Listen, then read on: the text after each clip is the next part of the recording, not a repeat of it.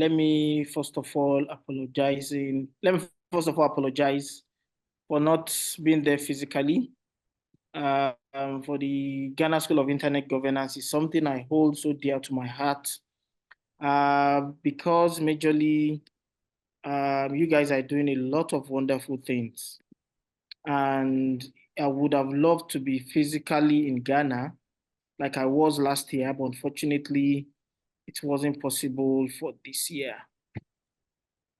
So I want to really thank the organizers for the wonderful job they've been doing. It's not something that is easy for them to be doing this year in, year out. So I want to especially thank EGIGFA, Raymond and his team, Serata, everybody. I want to more especially thank you for the wonderful job you have been doing. Being that as it may, I also want to thank the Association of African University, because I'm glad that the AAU is actually hosting, you are having the event this year at the AAU office. So I think it's something that is important, and I think this is the kind of collaboration that would actually allow the internet ecosystem to grow.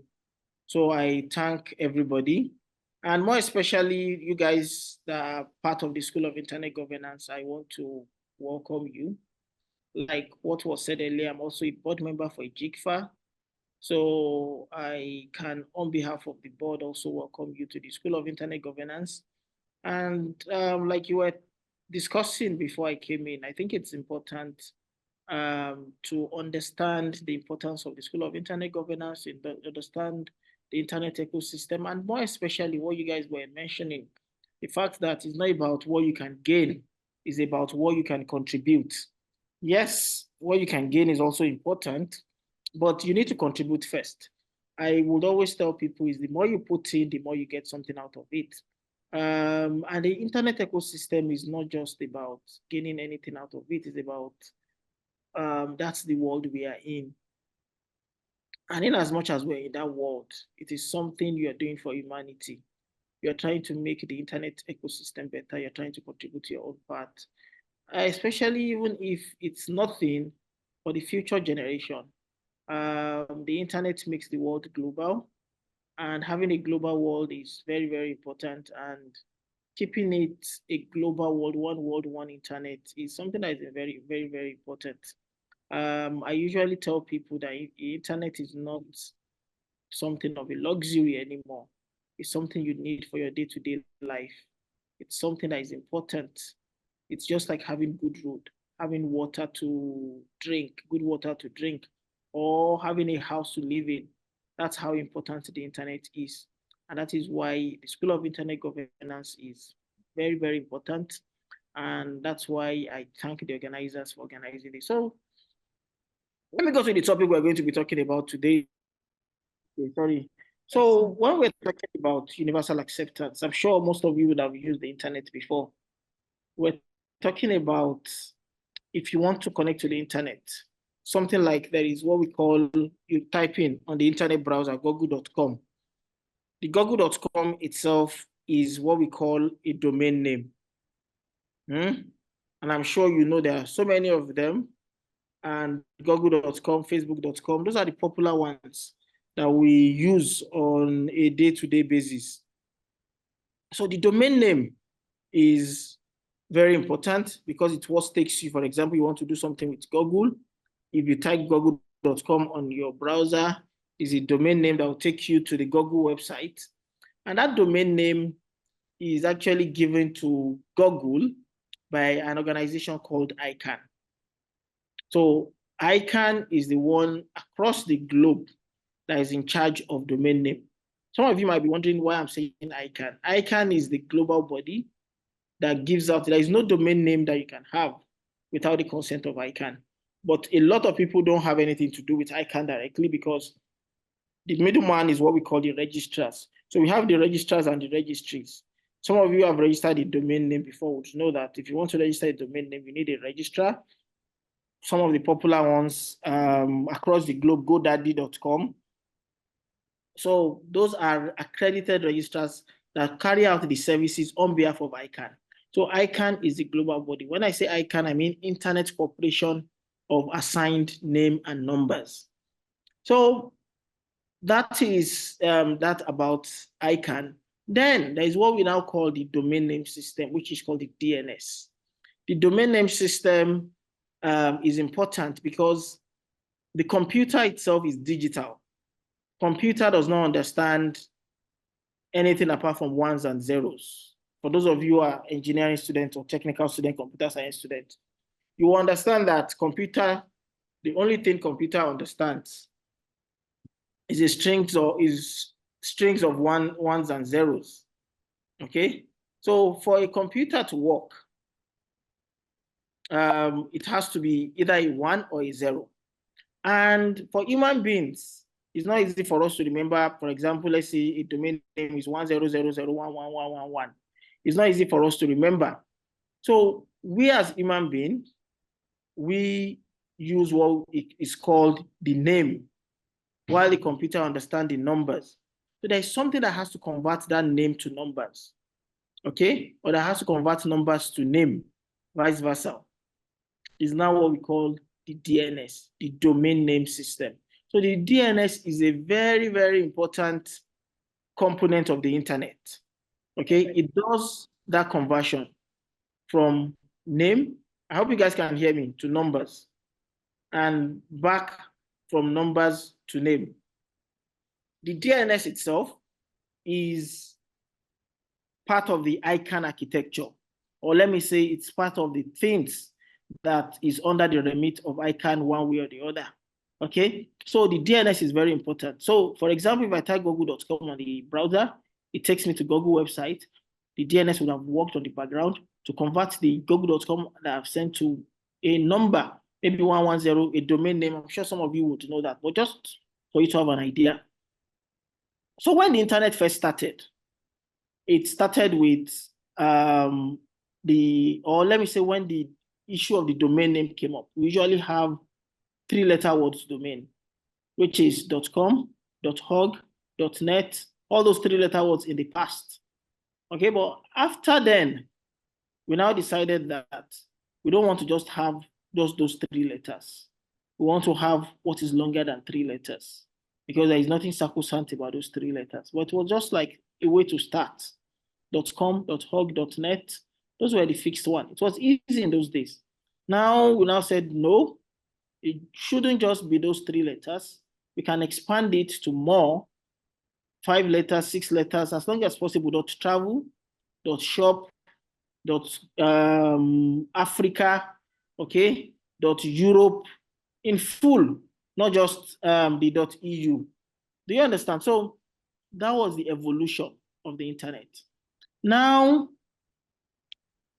we now said most of these things we're talking about, they're actually in English, okay? But not everybody that uses the internet speaks English. There are people that speak other languages, Arabic, the Chinese language, the Aramaic, the one speaking in Ethiopia. I can see there's somebody from Ethiopia here, okay? So those are different characters. They are not English language, or they are not, don't let me say English language now. Let me use the correct term, okay? So it is not they are in the alphabets, okay? They are not A, B, C to Z, they are not 1 to 9, okay?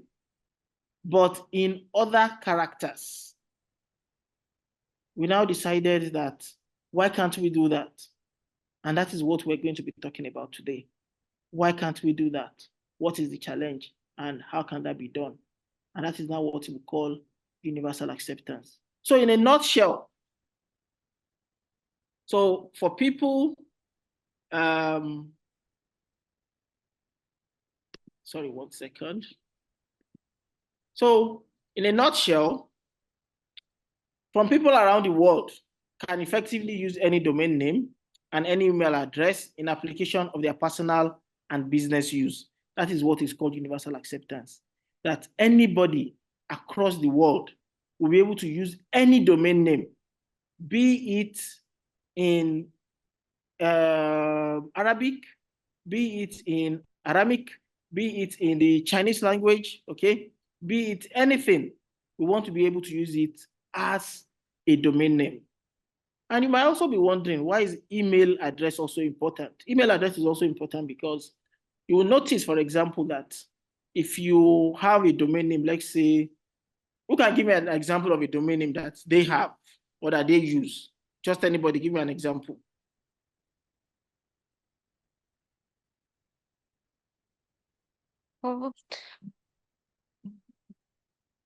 www.eugene.edu.gh. Exactly. So that is for University of Ghana, right? You will see that the ug.edu.gh. Now, what you can do is once that domain name is given to the University of Ghana, University of Ghana can open email addresses for staff and students. And the email address will end with .edu. Is it .gh. Can you repeat it? .edu. What?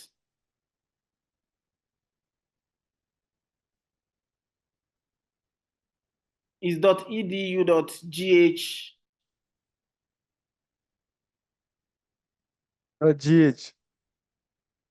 .gh. So, for example, now, if you are a staff of University of Ghana and your name is Raymond Mamata, you can have an email address that will say raymond.mamata@ug.edu.gh. So they can open email addresses for any of their staff, and it will end in what we call their own domain name, which is the last part. So that is why the email address is also important. So once you have a domain name, you can go ahead to also have email addresses. And that is where you know that domain name and email addresses, they go hand in hand. So if you can have a domain name, okay, then you'll be able to open an email address that will have two parts, the part before the at and the part after the at. I hope you understand what I'm saying. I hope you understand. Yes, please. Yes, So Prof, we are with I you. will continue. So the internet has evolved. Like I mentioned earlier, we started with about 22 in total, the generic ones, the .com, .edu, .net, sorry, in those days before, in 2006. Those are the ones we started with, about 3 character words. Then afterwards, around 2012, we moved to the longer ones, .bank, .gh, .global, .london, .sky, .vote. And you can now see these other ones. You can see that this is not in the normal characters that you know, okay? These are in other characters. I'm not sure, I think this one is, I'm sure this is Arabic anyway, okay? So these are the other characters. So you want to be able to have your domain name, not necessarily in the A to Z or 1 to 9. You want to have it in other characters. And the reason for this, we're going to explain it in the course of our conversation. So what has changed? No more top level domain. So usually, now let me explain this. The person that mentioned University of ug.edu.gh, the .gh is called .ghana. That is what we call the top level domain. Okay, that last part is what we call the top level domain, which is .gh. That is the one, that is the final one. Okay, so for example, if you have google.com, .com is what we call the TLD, the top level domain. Then, for example, the Ghana one, it says .edu.gh. .edu.gh is now what we call the second level domain. So we have the top level domain, then you now have the second level domain. Then we now have the other part, which is UG, okay? That is on the other side of it. So now let me move on. So what has changed? We no longer have 3 characters, okay? They no longer have to be ASCII. So anything that is 0 to 9 A to Z is characterized as the ASCII. So they don't have to be ASCII anymore. Okay, the list of TLD no longer need to be static. So in those days, we only have the static ones. I hope you can hear me. Please, yes, please, we are with you. Okay. So you can now have something as long as this dot accountant. Okay, you can have this. This is a mix of ASCII and other characters. Then you can have it in other characters, in Arabic, in the Aramaic, in the An language, all the other languages across the world. And the reason is important because English is not a lot of people speak English. The alphabet is widely used, but it's not the most widely used. Okay, it is not the most. And it is very important because a lot of us, I'm sure for some of you that has traveled outside your home country or outside of your community, you will see that if you travel to another community, when you hear somebody speak your language, you will look at the person twice. Even if you don't say hello to the person, you will look at the person twice because you will have that affinity with that person. You feel, oh, this is my brother speaking my language. And that's the same thing with the internet. A lot of people do not use the internet today because they feel that the internet is for the Englishman. Okay? So for us to allow most people to use the internet should be able to speak their language. That way they will have it that the internet, you know, when I started, I was talking about one world, one internet. That way they will be able to feel that it is truly one world, one internet. And that is very important. Like I mentioned earlier, the internet is just like you having good road. It's just like you having potable water. It's just you having a house to live in. So it is important for everybody. It is not luxury anymore. It is something that everybody should have. So if you want to have a house, you need to have a house that is comfortable, a house that you feel that I want to sleep in this house. And that is how the internet is supposed to be for everybody. That something that they feel it is their own and they are comfortable in, because it is not a luxury anymore. So in 2007, about 8% of the website could handle our simple set of non-English email addresses and top-level domain names longer than the traditional ones, 2 or 3 English characters. Okay, so after that, we moved on to the ones that now look like this. Okay, and also this. But the problem is the system has evolved over the years. Before, we said we wanted to move to longer top-level domain names, or we want to use other non-ASCII characters. A system has already been developed, and the system has been programmed. You know, every computer is being programmed. Every system is being programmed to say that your top-level domain can just be 3-letter words. So there has to be a reprogramming to say now it doesn't have to be 3-letter word. It doesn't have to be the normal English character. Okay. So we need to make sure that our system is what we call UA ready. Our system is UA ready, meaning if you have an email address, you can see this email address now is in the Chinese language. Can you see this email address? Okay. If you want to maybe register on a website and it asks me to input my email address, and I input my email address in these characters that is not in the ASCII characters, the system should recognize it and validate it and say, yes, this is valid. It shouldn't say this is not valid. Because if a system says this is not valid, that means that system has not been updated. That system is not UA ready. And that is the importance of we telling you this. Because it is not just for me. For example, let's say I speak Arabic. It is not just for me that I speak Arabic or I write in Arabic. It is also for you. Because if, for example, you have a business, University of Ghana wants to attract somebody from Algeria to come to Ghana to come and learn. The only way they can attract somebody from Algeria to come and learn, or the best way, is for them to reach out to the person that we have this. Do you want to come and study accounting in Ghana? if the person's email address is in Arabic and the person sends an email and the University of Ghana could not get the email because their system cannot accept an email address that is in Arabic, then they are going to lose that candidate. And that's the same thing for businesses. So it is not just important on the part of those that are using non-English characters, it is also important for those of us that are using English characters or the ASCII characters, because the world, like I mentioned, it's now a global world. One world, one internet, and it should be like a one market system. That is the importance of the internet. So, for example, this system is not UA ready because the email address that was entered or the top level domain .organic is too long. The system will say not ready. It's not going to accept it. So let's look at this example.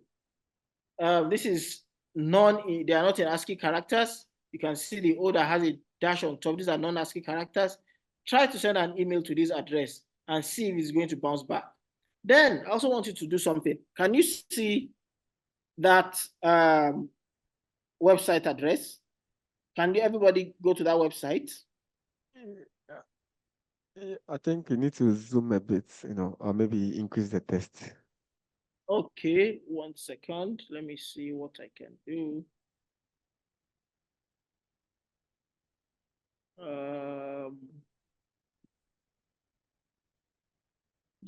Well, we can mention it, right? Okay, 1 second.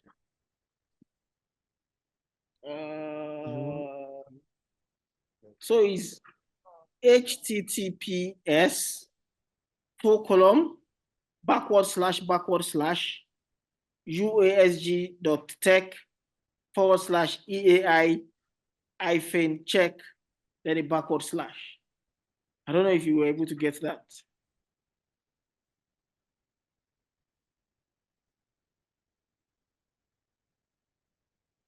Let me see if I can zoom that. Is it better now?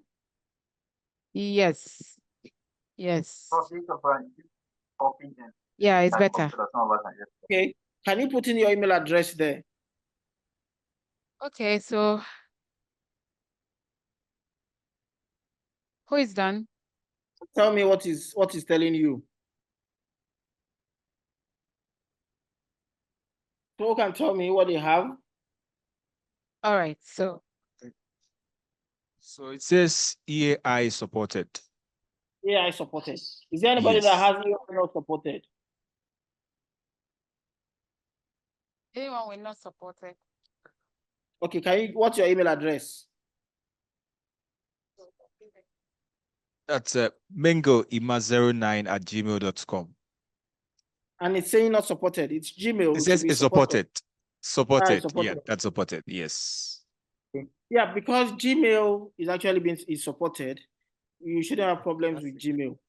It is those that are probably using Gmail is supported. What's it called? The Microsoft is supported. All those ones, you don't have a problem with it. Yeah, Prof. Okay. So far, everyone is supported. Okay, that's fine. So I think the ones that will have problem generally are those that have like private email servers that are not the conventional ones. Gmail, Yahoo, all these other ones, they are pretty much good and okay to go. It's those that have other email servers that needs to worry. So now let's look at the anatomy of email addresses. For example, this is an email address.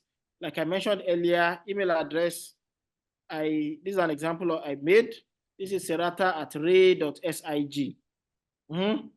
The username is Serata. That's the username of the email box. Like the person I mentioned his username earlier on. Then that's the mailbox. And this can be ASCII or Unicode. So when we say ASCII, ASCII is A to Z, 1 to 9 or 0 to 9. Anything in between is what we call the ASCII characters. So ASCII is just only A to Z. So the non-ASCII characters, the Unicodes, they are the ones that have all these special characters, all those emojis that can support other Arabic language, the Aramaic, the all the other language, okay, all the other characters, don't let me say language now, all the other characters, they are now under the Unicode. And the idea of Unicode was from the name, unification code. They started with ASCII, and when we decided to move on, we decided to look for what we can bring everybody together. And that is why it's called Unicode, which is the unification code, where you have everything. So the second level is what we call the lower domain name, which is, for example, the array in this example. And the top level domain is .com, .sig. Those are the top level domain. It can be anything between 2 and 63 characters.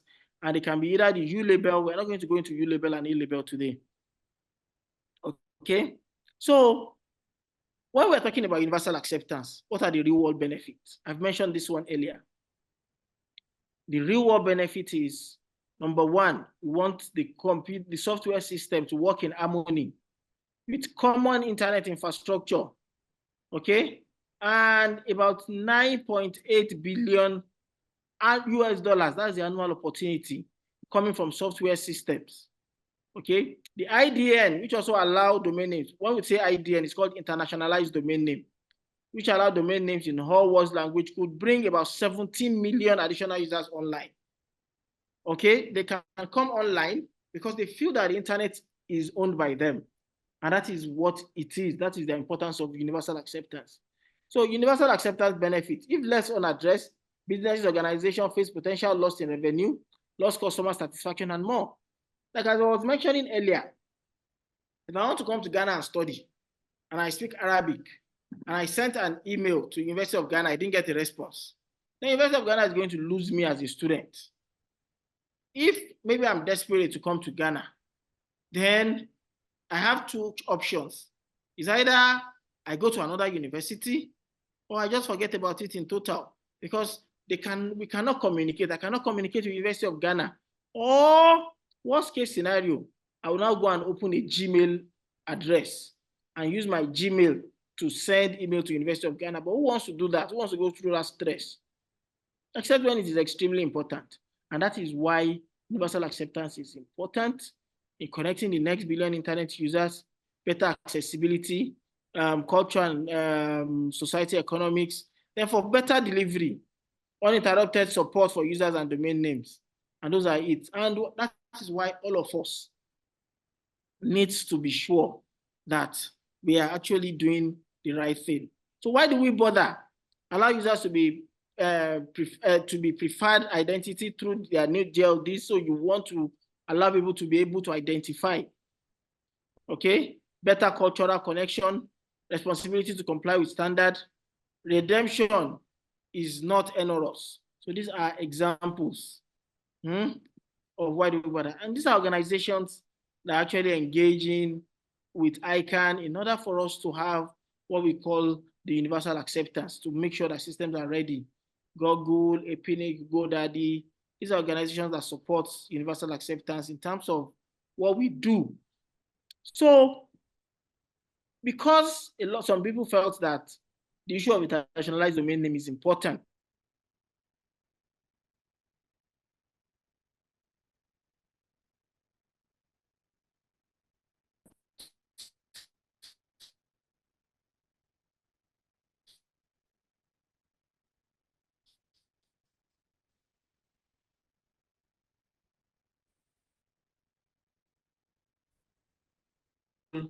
the Universal Accept Groups is majorly funded by ICANN. I'm part of the Universal Acceptance Steering Group, and that steering group was founded in 2015 and tasked with undertaking activities that would effectively promote universal acceptance of all valid domain names and email addresses.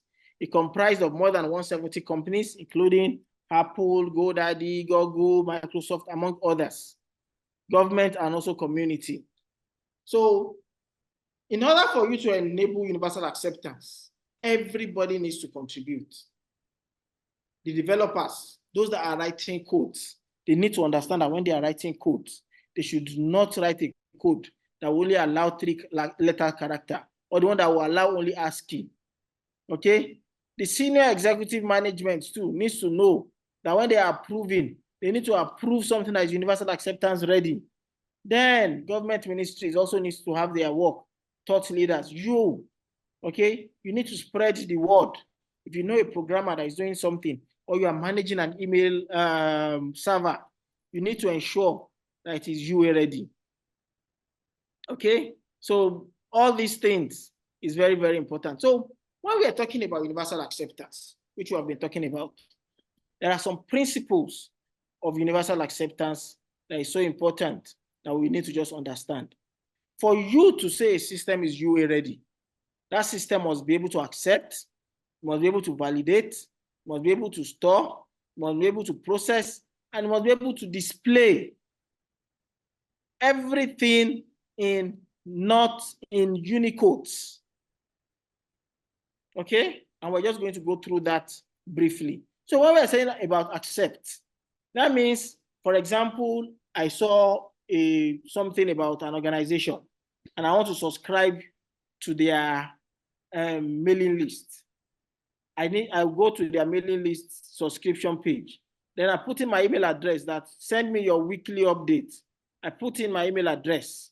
If I put in my email address and it says email address not recognized, because the email address is valid, but because let's say it's in Arabic and it's saying it's not valid, that means that system is not ready to accept the issue. It's not universal acceptance ready. It's not accepting non-ASCII characters. Okay, then it must be able to store. There are reasons why you need to store sometimes. Okay, email addresses should be able to normalize, Unicode normalization. But I don't want to go into so much technicals. So I'll just tell you, you must be able to store that. For example, I've subscribed to the mailing list. Their server must be able to store my details, not just to accept it, but to store it, so that when they want to send out their mailing list, they send me also a copy of their newsletters. Then they must be able to process. There are times that you need to process software upgrade, things like that. The system that is UA ready must be able to process in any character, must be able to display. Okay, and these are just examples. Across the world, there are people that are doing a lot when it comes to universal acceptance. One of the featured case studies is somewhere in Rajasthan, okay, in India. And what they've done is to make sure that their system, the Indian language, the Hindu, is not in English characters, not in ASCII characters. And they are having a whole website owned by government that is UA ready. And you can see a lot of examples along that line. So in a nutshell, for people around the world can effectively use any domain name, email address, or any application for their personal use or business, that is what universal acceptance is all about. Okay, so you can look at what we're doing at the USG. You can see our reference document. You can use test cases. You can see what we're doing in terms of university courses, industrial engagement, social media software. So you need to go to our website, uasg.tech. Subscribe to our mailing list, okay? And you should be part of the USG. And that is very, very important. So these are contact information. If you want to join, be part of the USG, I'm sure you're going to hear a lot more about USG, Universal Acceptance Steering Group. It's founded by ICANN. It's doing what I'm doing and trying to engage people and also try to make sure that the systems are UA ready. So I want to thank you for listening. So I'm ready and I'm here if you want to take any question, and I hope you have at least some level of understanding of what universal acceptance is all about. Great. Thank you very much. Great. Thank you so much, Prof. We are grateful. Please, any questions for, yep. So. Hello, good morning, Sasan. Thank you again for coming on. My questions are actually from yesterday. I didn't get a chance to ask you, you had to go. No, he wasn't with us yesterday, so the question should be on. Well, maybe I might try. On the UA, yes. Thank you. Who else? Okay, so since you are there, just one online.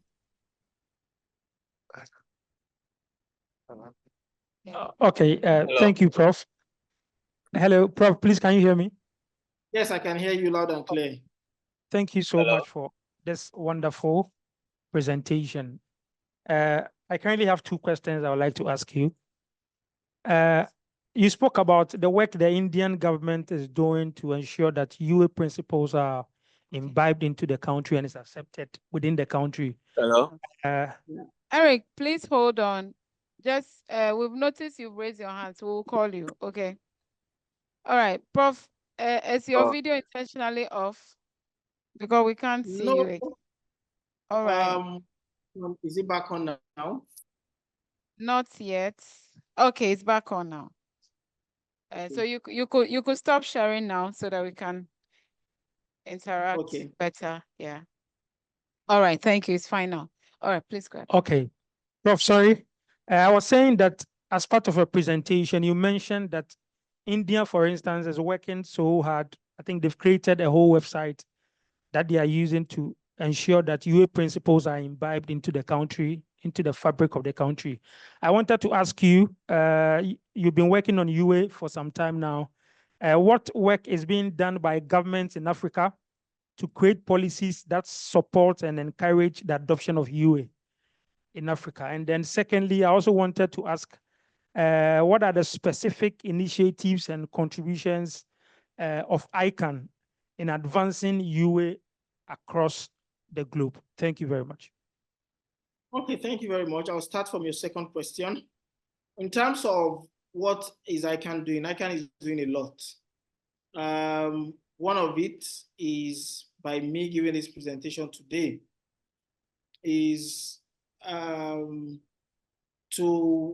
like I mentioned earlier, we have what we call the Universal Acceptance Steering Group. This steering group is funded by ICANN, okay? And the work of this steering group is to coordinate things across the globe that has to do with universal acceptance. Then there's also the UA Day. The UA Day started last year.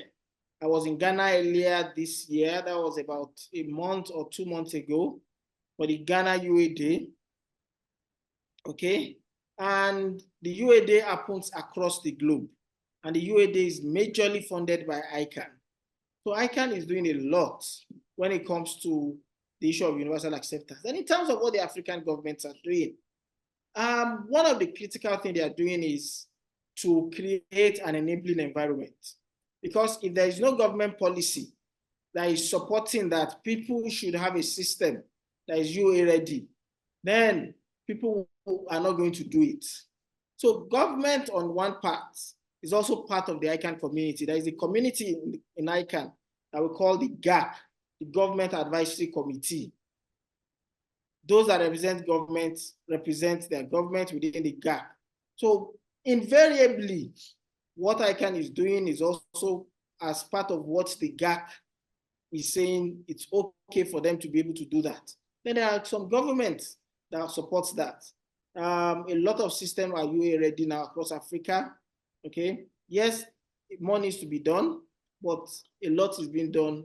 A lot has been achieved already. Thank you, Prof. Yes, thank you. So next question.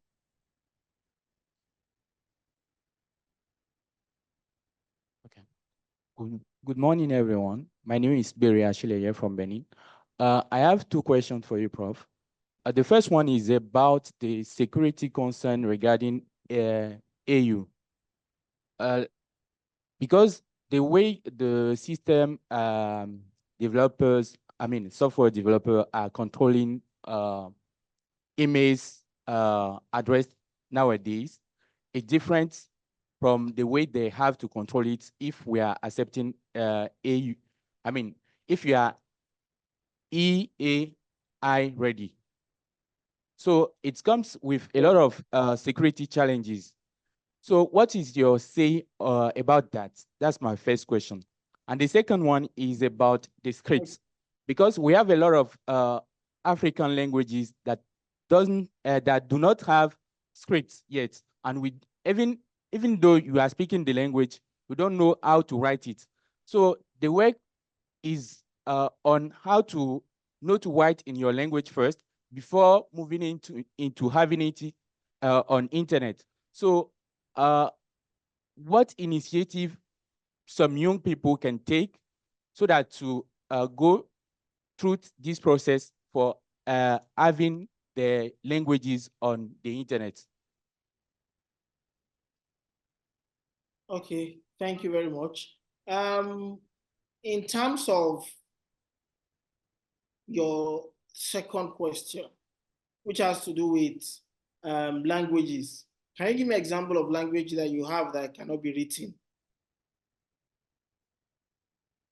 Dendi, for example. Sorry? Dendi, and the north of Well, Benin. I think it's written in English characters. Does it have English characters?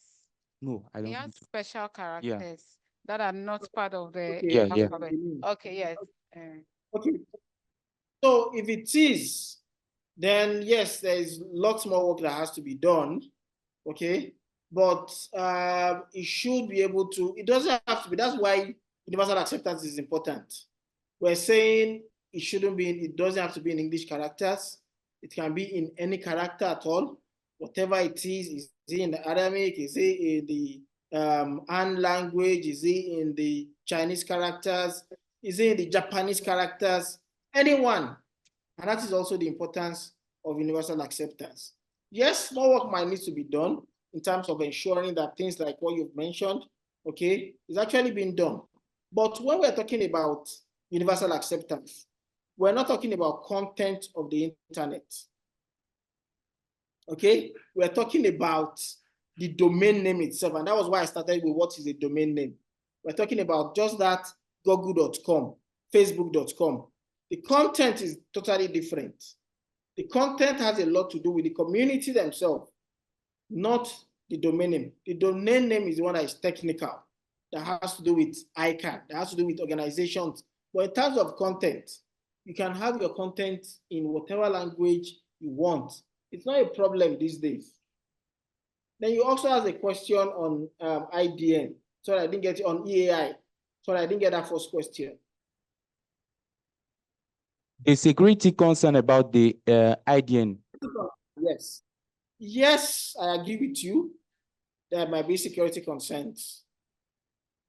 And security concerns is in terms of some few things. Number one, the challenge of you allowing your system to allow something that has a wide range to pass.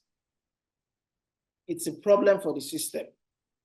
But you cannot, because of that, there are so many ways around it. There are security concerns, but there are also ways to mitigate that. So it shouldn't be more of a challenge if you use the correct method.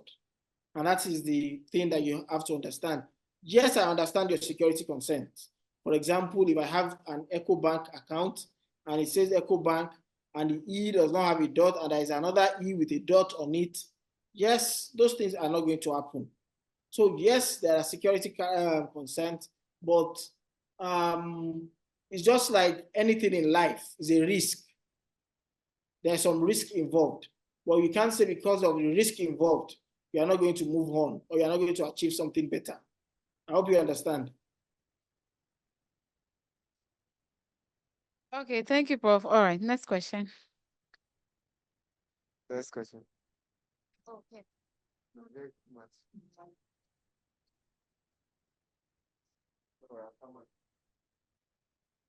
Okay, so thank you very much, Prof. So during the session, I think we went through a small exercise with regards to checking whether our email addresses are EAI supported. So after checking mine, that's a private email. Mine is not supported by the server. Sorry, Hello, can you hear me now? Is it better? Hello, Prof. I can hear you now. Okay, sure. So let me take it again. I think during the session, we had a small exercise regards to checking our email addresses, whether they are EAI supported. And I think I tried for mine, which is a private email address, but it's not EAI supported. So my question is, what are the measures UASG is putting in place to make sure that some private email addresses are EAI supported? Okay, so in terms of what we're putting in place, it's a training like this to create awareness, okay? And in terms of what needs to be done is for you to check why your system is not UEAI ready. There might be a lot of reasons for that. And that has to do with majorly your administrator. Maybe your administrator has not upgraded some things, okay? Or who is your service provider and what are the reasons? So in terms of what needs to be done, we have to look at it on case-by-case basis. It's not something I can tell you exactly what needs to be done right now. But the reason why we're having this kind of presentation today is for you to be aware that you need to go and do something about that. So, and this is just because this is an introduction to universal acceptance. There are still so many trainings on what you need to do or what can be done to ensure that your system is UA ready.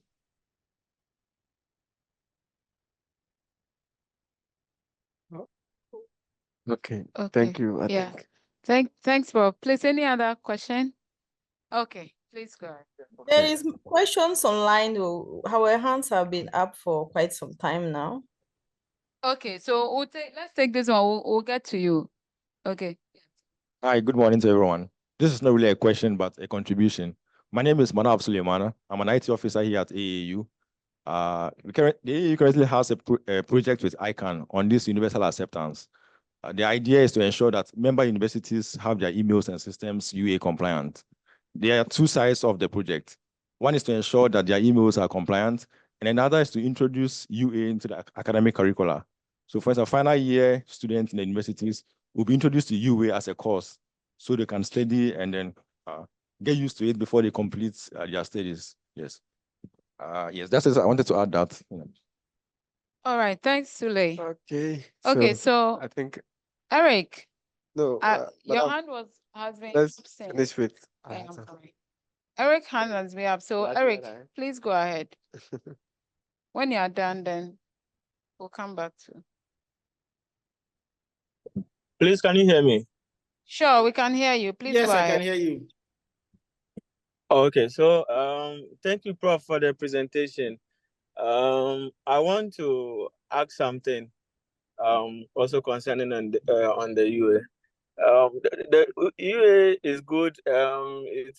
It's foster inclusiveness in terms of internet for everyone, but it also comes with security challenge, like my brother from Benin was saying. But when you were answering his question, I was actually expecting you to say something about what is being done or what is in the pipeline that you are doing, to initiatives that you are doing to protect people from the security concerns that has been raised, especially the typo squatting, because the training that we are having now, I will say that it's for technical people, and the attacks won't be targeted for technical people. So the general public, is there any awareness training or something that is in the pipeline to educate people on that? Because if the normal person, the general public, they don't know how to differentiate between normal Google with a double O and a Google with normal O and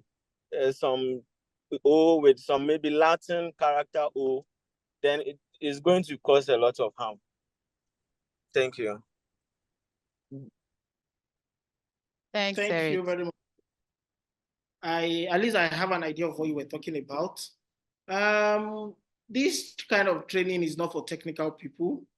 Is a training we do, and that was why I gave a basic introduction. In terms of awareness for the general community, that is why we're doing this kind of training, so that you can also be an ambassador. And that is why you are part of the School of Internet Governance. We want people after the School of Internet Governance to go out there and tell the community, these are the implications. These are the things about universal acceptance. This is what we need to do.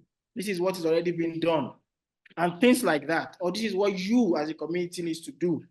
So that is why we're having this conversation with you, so that you can also be our ambassador. And that is why we're having these conversations I can tell you I've done this UA presentation probably maybe 5, 6, 7 times this year or more to different community. Like I said, I was in Ghana, I did in Nigeria, I did in Liberia, going across. I was in Addis Ababa, I was in Morocco for what Suleiman was mentioning, trying to have it into the curriculum. So it's something that is across the globe. We also discussed it in Kigali. It's something that is being discussed at every ICANN meeting. So yes, a lot needs to be done, okay? But this is not a technical presentation at all. We've not even gone into any technicality. It is for the general public. Great, thank you, Prof. Eric, I think you are okay. So, Regine, let's take your question and then we can come back here. Yeah, thank you so much. So we have been talking about awareness, try to educate different stakeholders on UA by design, right? And I think as a stand for now, it has been going well, but I'm sure you have been facing a lot of challenges, right? It's normal. So now my question is like, have you considered on developing an enforcement policy, right? Because we know how decision making can be difficult sometimes. So why can't you not think about law enforcement policy for those who are not compliant to the UA processes, right? Because we all know that if you ask me to be compliant on the UA by design, and I know that there is no reverse for my business, why will I go to comply if it's not just to take advantage on what you have to offer, knowing that there is no a penalty for me as a business? So have you considered on anything, law policy to enforce or maybe force those people to comply with the UA processes instead of just giving awareness? Okay, thank you very much for that question. I think it's a wonderful question. And when I was giving my presentation, I was also talking about stakeholders. And that is why we don't just do technical presentation, or we don't just do this kind of presentation. We also do presentations to policymakers, because every country has their own government, and it has to do with the government of the country. So we have to also do this presentation, let them understand what is the importance and why this is very, very important. So it is left to the government to make those rules.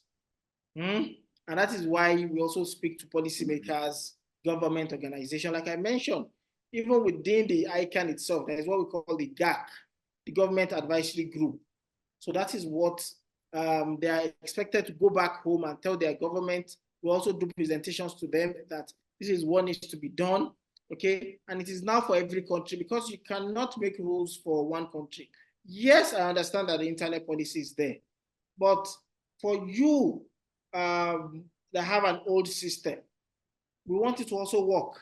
So we want you to just go and make some changes to your old system, and the whole thing is going to work.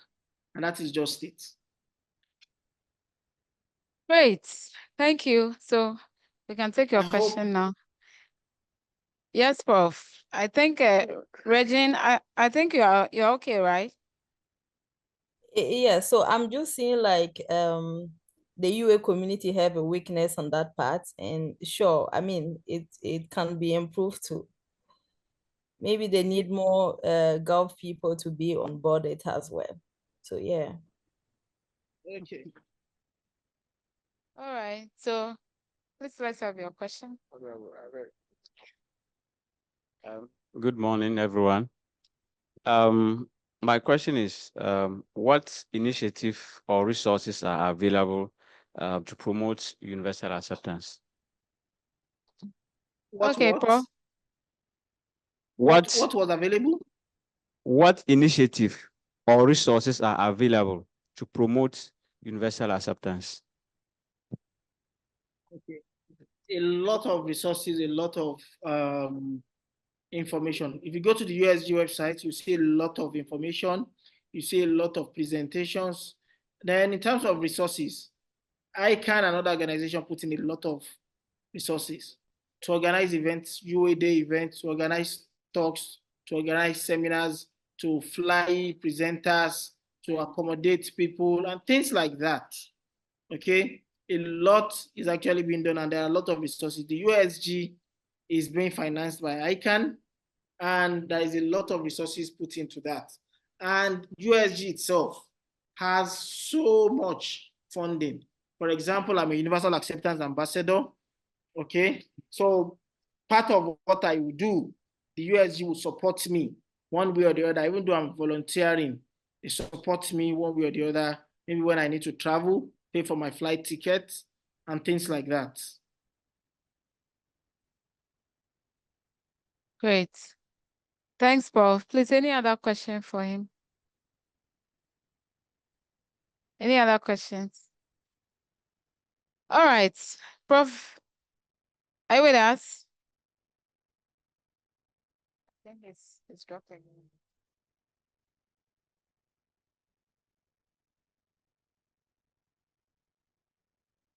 All right, so Prof is trying to connect. Regin, your hand is up again.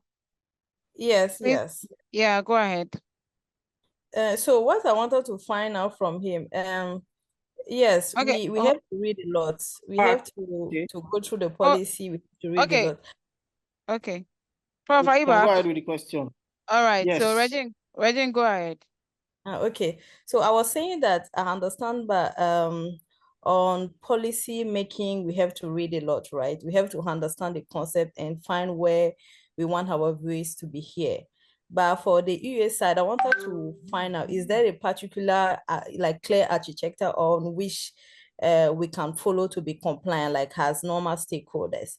Maybe on your website. So if you can just give us a link or any reference to a page where we have to go to read. I want to understand the UA by design processes, like a clear architecture, something that just give you a proper overview of what has to be done.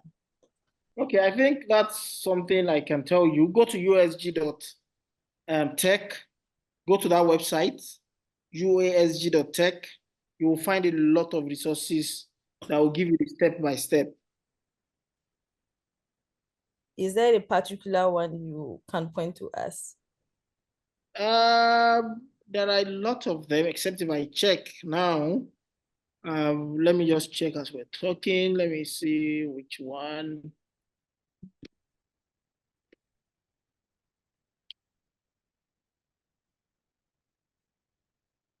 You can look at the publications, okay? There are presentations. If you look at the AI program, if you look at the case studies, then you'll be able to, the AI program, the case studies, yes. That will give you examples. Sure, thank you. Then if you look at also the presentations,